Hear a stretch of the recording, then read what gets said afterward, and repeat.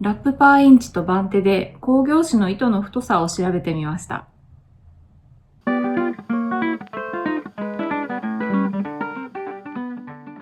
こんにちは、お手紙ヤギです。こちらの7種類の工業紙、購入した時全部太さが不明でした。なので、太さを測る方法を探してやってみることにしました。今回はラップパーインチと番手という2つの方法で糸の太さを測ってみて、そこから分かった適正サイズの針でスワッチを編んで、その結果がどんな感じになったかというところまで皆さんにシェアしてみる動画になります。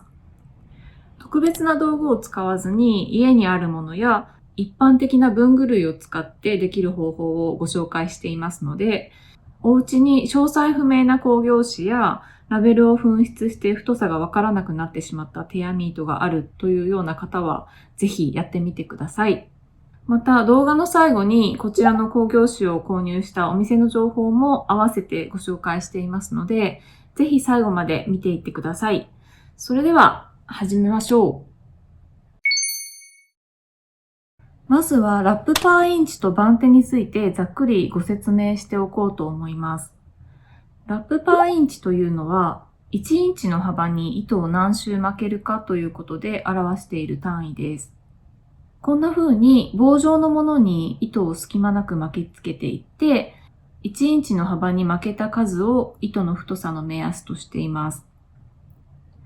例えばソックヤーンなどのフィンガリング、日本の言い方だと中細の糸では、ラップパーインチの値は14から30っていう感じになっています。つまり、ソックヤーンだと1インチの幅に14周から30周ぐらい巻けるっていうことですね。この数字は糸のメーカーとかラベリーなどの各ウェブサイトによって少しばらつきがあります。今回の動画では、クラフトヤーンカウンシルという団体のウェブサイトに載っている数字を基準にしています。クラフトヤーンカウンシルは、ラップパーインチの他にも、アメリカの繊維業界のいろいろなガイドラインを定めている団体みたいです。市販されているラップパーインチなんかも、だいたいこちらの基準に従った数字になっていることが多いです。詳しく知りたいという方は、概要欄にウェブサイトの URL を載せておくので、そちらから見てみてください。続いて、番手についてですが、こちらはラップパーインチとは違う観点で表される糸の太さの単位なんですが、1キロあたりの糸の長さを表す単位です。工業紙の単位なんですが、テアミートも番手を割り出すと大体の太さがわかります。1スラッシュ〇〇という〇〇には数字が入るんですが、1スラッシュ〇〇という表記で1キロあたりのメーター数を表していて、例えば1スラッシュ2であれば2番手という呼び方をします。番手に関しては素材によっても変わってくるらしいんですけど、今回は素材もはっきりわからない糸もいろいろあったので、大体の太さが割り出せればいいかなという感じで割り切って、そこまで細かくは掘り下げずに、全部基本丸安ケイトさんのニットラボというブログに載っているウールの番手とテアミートの太さの換算表を参考にさせていただいています。こちらも概要欄に URL を載せておきますので、詳しく知りたい方はそちらもご覧になってみてください。はい。それでは次に、今回調べる7種類の糸を簡単にご紹介していこうと思います。まず一つ目は、こちらの、この糸ですが、ノルディックツイードという名前で売られていました。こちらはノルディックウールとシルクが半々くらいの割合の糸ということです。水色と白の糸がより合わされているので、おそらく一方がウールでもう片方がシルクなんだと思います。よりは割としっかり入っています。見た目と触ってみた感触では並太くらいに感じました。続きまして、こちらの2番目の糸。これは、フォックスシルクカシミヤという名前で売られていました。名前の通り、こちらはフォックスとシルクとカシミヤのミックスで、根率は不明ということでした。よりは甘めでふんわりした感じで、見た目は風の状態なのでふんわりしていて、並太より少し太めな感じに見えます。触ってみた感じは並太くらいかなという感じです。続きまして、3つ目はこちら。これはウールモールという名前がコーンについています。細い芯の糸に短い繊維が絡みつけてあるモール状になっている糸です。素材は芯糸がナイロンで絡みつけてある繊維がウールということです。芯糸はすごい細いんですけど、出ている繊維のボリュームで見た目は合い太くらいの感じがします。そして続きまして、こちらの糸。これは名前はついていなかったので、ブークレと呼ぶことにします。こちらの素材はウールコンということなんですが、ウールの他に混ざっている素材は不明で、根率も不明です。補強用の細い糸とふんわりした太さに揺らぎのある糸をより合わせた構造になっています。ふわっとなっている部分とまとまっている部分があって、場所によって太さの差があるので、どれくらいの太さっていうのはちょっとわからない感じです。はい。続きましてこちらは、ここに綿コンとシールが貼ってあるので、そのまま綿コンと呼ぶことにします。コットンと何の素材のミックスかは不明です。リリアン状になっていて、後染めの糸ということで、こんな感じのちょっと変わった色合いになっています。見た目と感触的にはソックヤーンくらいの感じです。はい。そして続いて6つ目。こちらも名前がなかったので、これはカールヤーンと呼ぶことにします。こんな感じのネジネジになった糸がピヨピヨ飛び出しているカールヤーンっていう種類の糸で、これは4本引き揃えになっています。素材はコットン 80%、ナイロン 20% くらいの比率だということです。これも見た目では太さがちょっと予測できない感じの糸です。はい。そして最後の7つ目はこちら。これも名前はないので、スラブヤーンと呼ぶことにします。太さに揺らぎのある段染めの糸と、光沢のあるまっすぐな糸のより合わせの糸です。これは素材は綿コンらしいんですが、こちらもコットン以外の素材は不明です。見た目的には7つの中で一番細くて、ソックヤーンよりも細いけど、モヘアよりは太いかなっていうくらいの太さです。ということで、以上7つの糸について太さを調べていきます。はい。ということで、まずはラップパーインチを調べていきます。用意するものは、色鉛筆とマスキングテープとメジャー。こちらの3つの道具を使って測っていきます。ちなみに、色鉛筆は糸を巻きつけていくために使うんですけど、色鉛筆じゃなくても太さが一定の棒状のものなら何でも大丈夫だと思います。で、ラップパーインチを測るために、ちょっと下準備が必要なんですけれども、この色鉛筆の真ん中あたりにマスキングテープを巻きつけます。少し引っかかりがある方が巻きつけやすいので、ちょっと高さが出るまで何周か巻きつけています。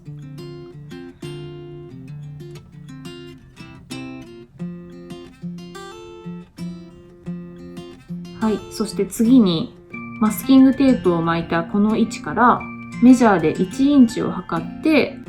その位置にマスキングテープをさっきと同じようにこの位置にも巻きつけます。もしインチのメジャーをお持ちでないっていう場合は 2.54 センチが1インチなので、おおよそ 2.54 センチの位置にマスキングテープを巻きつけてください。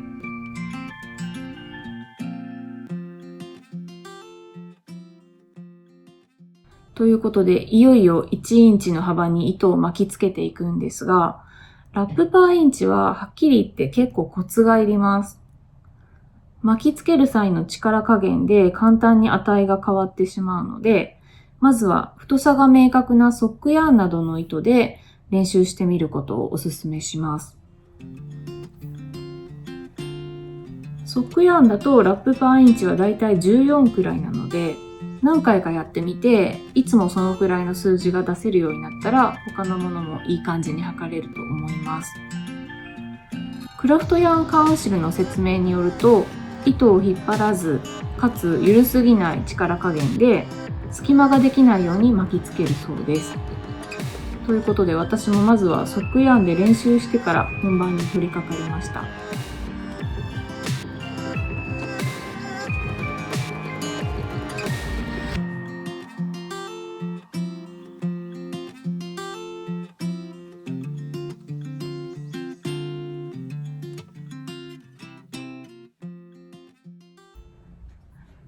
はい。ということで、結果ですが、まず一つ目のノルディックツイードはラップパーインチが11で、DK とかウーステッド、アラン、日本語で言うと波太ぐらいの太さという結果になりました。続いて、フォックスシルクカシミヤはラップパーインチが8、だいたいバルキーとか極太ぐらいの太さという結果になりました。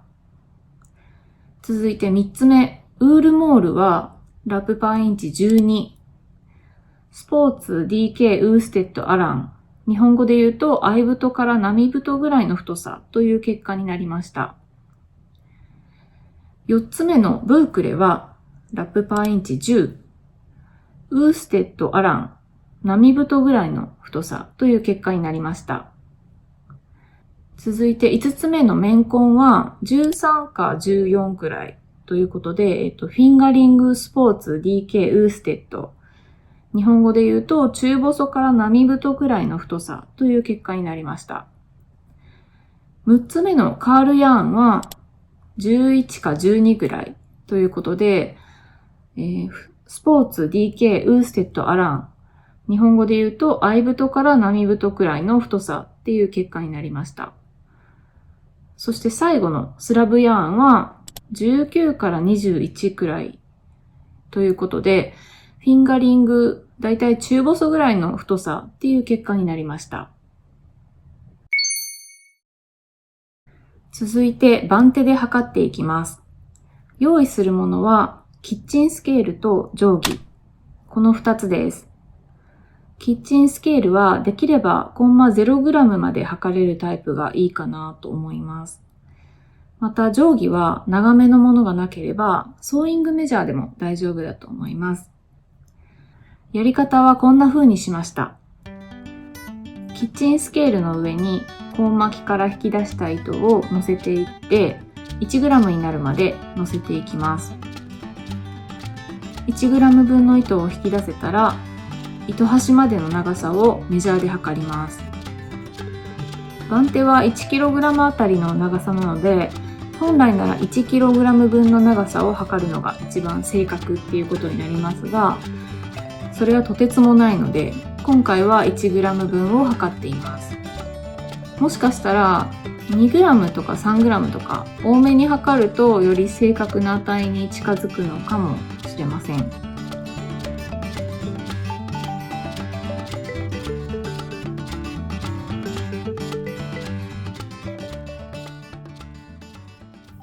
はい。ということで、結果ですが、まず一つ目のノルディックツイードは 1.8 番手。バルキーとか極太の太さという結果になりました。二つ目のフォックスシルクカシミヤは2番手。こちらも極太、バルキー程度の太さという結果になっています。三つ目のウールモールは 3.5 番手で、中細から合い太、フィンガリングスポーツ程度の太さという結果になりました。4つ目のブークレは 3.4 番手で、同じく中細から合い太、フィンガリングスポーツ程度の太さという結果になりました。5つ目の面根は 3.3 番手。中細から合太。フィンガリングスポーツ程度の太さっていう結果になりました。6つ目のカールヤーンは3番手で、合太、だいたいスポーツぐらいの太さという結果になりました。7つ目のスラブヤーンは5番手、合細、レース程度の太さという結果になりました。ということで、ラップパーインチと番手、2つの結果を比較して、針のサイズを決めてスワッチを編んでみました。1つ目のこのノルディックツイードという糸なんですが、この糸はラップパーインチと番手での結果に結構開きがありました。ラップパーインチだと並太ぐらいで、番手だと極太という結果になっていました。針の号数で言うと、ラップパーインチでは5から9。番手では9から17あたりが適正という結果になっていて、どちらにも共通しているのが US9 号だけだったので、US9 号の針でスワッチを編んでみました。それがこんな感じです。これでゲージは15目になりました。これは番手で測って出した標準ゲージに当てはまる目数になっています。ラップパーインチで出した標準ゲージとも近いです。編み地の見た目も緩すぎず詰まりすぎず、ちょうどいい感じなので、だいたいいい感じの結果が出せてるんじゃないかなと思いました。続いて、2番目のフォックスシルクカシミヤという糸。この糸はラップパーインチと番手のどちらも同じ極太相当という結果になっていました。針の適正号数で言うと、ラップパーインチの方は9号から11号。番手の方は9から17号ということになっています。共通で適正号数になっている9から11号の中の11号でスワッチを編んでみました。これは番手の方がもう少し太いサイズも対象になっていたので、共通している針サイズの中で一番太いサイズにしたという理由です。そしてそのスワッチが、こちらです。これがゲージが12目になりました。この目数はラップパーインチでも番手でも割り出した標準ゲージに当てはまっている目数になっています。なんですが、編み地の見た目的には少しローゲージ気味になったかなと思ったので、共通する適正針サイズの一番細い US9 号でも編んでみました。それがこちらです。こっちはゲージ14目になりました。この目数もラップパーインチと番手、どちらにも当てはまる目数になっています。編み地の見た目は私はこっちの方がちょうどいいかなと思いました。触り心地はローゲージのこっちの方が柔らかさがあっていいかなと思いました。この糸もおおむねいい感じの結果が出せたんじゃないかなと思います。はい。そして3つ目のウールモール。この糸はラップパーインチと番手で少し差がある結果になっています。ラップパーインチだと合太から並太、番手だと中細から合太という結果になっていました。針の適正号数で言うと、ラップパーインチが3号から9号。この針セットだと一番小さいのは US4 号なのでないんですけど、US3 号から9号。そして番手が1から5号が適正ということになっています。そして両方に共通しているのは3号から5号なので、中間のこの US4 号でスワッチを編んでみました。それが、こちらです。ゲージは 17.5 目になりました。ラップパーインチで割り出した標準ゲージに当てはまる数字になっていて、編み地の見た目的にもちょうどいい感じです。番手で割り出した標準ゲージには当てはまっていなくて、番手の標準ゲージは23目から32目という結果だったんですけど、多分23目とかに合わせるとギチギチになっちゃう気がします。なのでこの糸はラップパーインチで出た結果は良かったんですけど、番手の結果は少し当てはまらないのかなと思いました。原因としては個人的に思ったのは、この糸は芯糸が細くて絡まってる繊維のボリュームで太さが出ている感じの糸なので、見た目よりだいぶ軽い糸なんですね。なので重さから太さを割り出す番手だと少しずれた結果になってしまうのかなと思いました。続きまして4番目の糸、ブークレですが、この糸もラップパーインチと番手で割り出した結果は結構差がありました。ラップパーインチが並太で、番手が中細から合太という結果になっています。針の適正号数で言うと、ラップパーインチが US7 から9号。番手が1から5号となっていて、共通している針サイズがないので、中間にあたる6号でスワッチを編んでみました。それがこちらです。これでゲージは16目になりました。ラップパーインチの結果に当てはまる目数になりました。この糸も先ほどのウールモールの結果と似ていて、番手で割り出した標準ゲージには当てはまっていなくて、番手で割り出した標準ゲージに合わせて編むと結構ギチギチな編み地になりそうな感じです。なので、この糸もやはりラップパーインチで出た結果は良かったんですが、番手の結果は少し当てはまらないかなと思いました。考えられる原因は、この糸はふんわりした糸に補強で細くて丈夫な糸をより合わせているっていう感じの構造になっていて、やはり見た目のボリューム感より軽いので、ウールモールと同じように、重さで太さを割り出す番手の方法だと少しずれた結果になってしまうのかなと思いました。続きまして、5番目の綿根。こ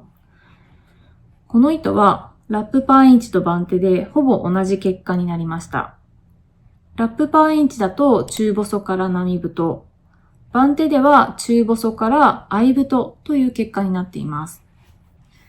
針の適正号数で言うと、ラップパーインチが US1 から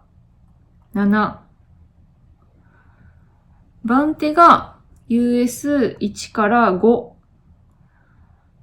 となっていて、2つに共通の US1 から5号のうち、ちょうど中間が US3 号なんですけど、ラップパーインチの方がもう少し太いサイズも対象になっているので、一つ上げて US4 号でスワッチを編みました。それがこちらです。ゲージは23目になりました。ゲージの目数的にもラップパーインチと番手どちらにも当てはまる目数になっています。編み地の感じも緩すぎず詰まりすぎずちょうどいい感じだと思うので、この糸はいい感じの結果が出ていると思います。続いて6つ目の糸、カールヤーンですが、こちらはラップパーインチと番手とで少し差があるものの結構近い結果になっています。モールヤーンやブークレが結構差がある結果になっていたので、似た構造のこの糸もそのくらいになるかなと思いましたが、意外と近い結果になりました。ということで、ラップパーインチが合太から並太、番手が合太という結果になっています。針の適正号数で言うと、ラップパーインチが US3 から9、3から9、番手が3から5ということになります。共通しているのが US3 から5ですが、ラップパーインチの方がそれより太いサイズも対象になっているので、共通する中で一番太いサイズの US5 号で編んでみました。それがこちらです。ゲージは 16.5 目になりました。目数的にはラップパーインチの結果に当てはまる目数になっています。編み地の見た目的には結構ローゲージ気味かなと思いますが、番手の標準ゲージで出た23目から26目に合わせると少し詰まり気味の編み地になっちゃいそうな気がします。というか23目までの細かい目にはならないような気がします。